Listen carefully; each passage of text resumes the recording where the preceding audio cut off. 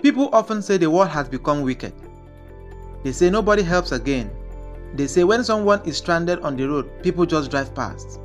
But until you have seen kindness turn into tragedy, don't be quick to judge. Because sometimes, the person who looks like they need help can actually be the one planning to hurt you. Before we continue, please take a moment to like this video, subscribe to this channel, and share it with others. Your support helps us tell these real stories, raise awareness, and remind people to stay safe. Also do well to drop your thoughts in the comment section. This is a sad story of a man who believed he was doing good. A man who thought he was helping an army officer who had sworn to protect civilians. That man was Christopher Enobong Jimmy. And if there is a place where questions are asked after death, Christopher may still be asking himself why he had to stop, why he didn't just drive on. Christopher Enobong Jimmy was a 42-year-old husband, businessman, and a father of two, who came from Ikot Abasi local government area of Akwa Ibom State. He lived and worked in Port Harcourt, River State, and also a manager of a clearing and forwarding company, a job that kept him very busy and always on the road. Few weeks before this unfortunate incident, Christopher had received a call from a sister who lived at Ikot Abasi, informing him that she had successfully given birth to a baby boy, also using that opportunity to invite him to the naming ceremony. Mr. Christopher was a hard-working man whose days were often packed with deliveries, business meetings, and other demanding engagements. Honoring his sister's invitation at that time seemed impossible, but somehow he decided not to disappoint her. And knowing that Ikot Abasi is just about 2 hours drive from Port Harcourt made him believe he could go, see the family, and return quickly to continue with his other engagements. So on that fateful Sunday, May 23, 2021, Christopher prepared for that journey completely unaware of the danger that laid ahead. He greeted his family and played with his children briefly before making his way towards his grey Toyota Matrix car, which was already steaming and waiting for action. Arit, like every other caring and loving wife, advised her husband to drive carefully, maintain average speed, and call her when he arrives. Christopher, in his usual cheerful disposition, wasted no time in reassuring her that it was just a short family visit and he would be back soon. Christopher entered his grey Toyota Matrix and began his journey. When he got to a trailer park in One, a popular area along the east-west road, he saw a man standing by the roadside dressed in full military uniform with an AK-47 rifle. It was not uncommon to see uniformed personnel requesting for lift at different locations along the road. So when Christopher saw this military officer, he felt his own little way of showing appreciation to the Nigerian military, whose selfless service and dedication to the protection of lives and properties has contributed to the relative peace enjoyed by citizens, was to give him a lift. Christopher slowed down, stopped, and offered him a free lift, an act he will be regretting even in the afterlife. The soldier entered the car and introduced himself as Corporal Stephen Iweh, a serving member of the Nigerian Army attached to 6th Battalion, Ibawa, Abak local government area of Akwa Ibom State. On hearing this, Christopher's heart became even more calm, knowing that he is not carrying a random unknown man on uniform, but a gallant officer of the Nigerian Army. A man that investigation will later reveal to be a father of 3 children from Ngo, Okpala local government area of Imo State.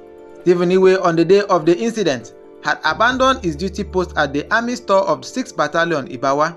Subsequent investigation also revealed that the AK-47 used in the attack was privately acquired by him, suggesting it may have been kept specifically for illicit activities.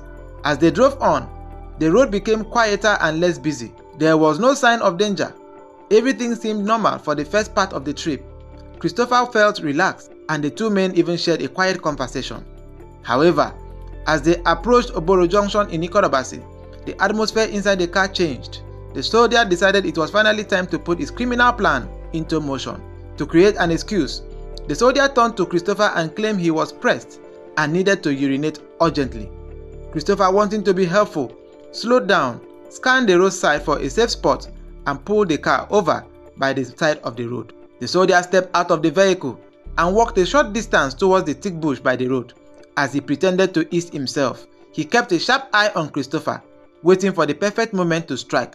But coincidentally, almost immediately, Christopher also felt pressed. He moved a short distance, also faced the other part of the bush, and began to urinate. As Christopher turned his back and was focused on urinating, the soldier observed him. Seeing that Christopher was not looking at him, the man he tried to help opened fire from behind. Christopher Enobong Jimmy fell to the ground, and in that moment, his life ended.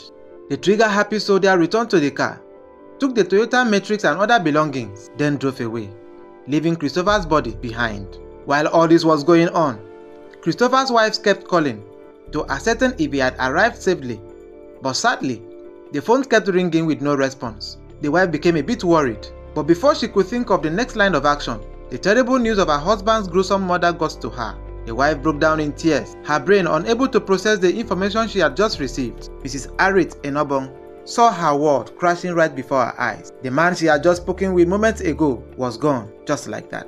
While Christopher's wife was in anguish and pain due to Iweh's action, Iweh enjoyed a cozy ride with the deceased Toyota Matrix, driving it straight to Andy Guest House, a popular spot in Ukarafon local government area of Akwa Ibom State. The case was reported to the police, and they began their investigations immediately. In the course of the investigation, Christopher's car, which had a car tracking technology installed in it, made it easy for the police to identify the location of the vehicle. When police stormed the guest house in a coordinated operation to recover the car and apprehend the perpetrator of this evil act, they discovered something that shocked entire Nigerians up to this day.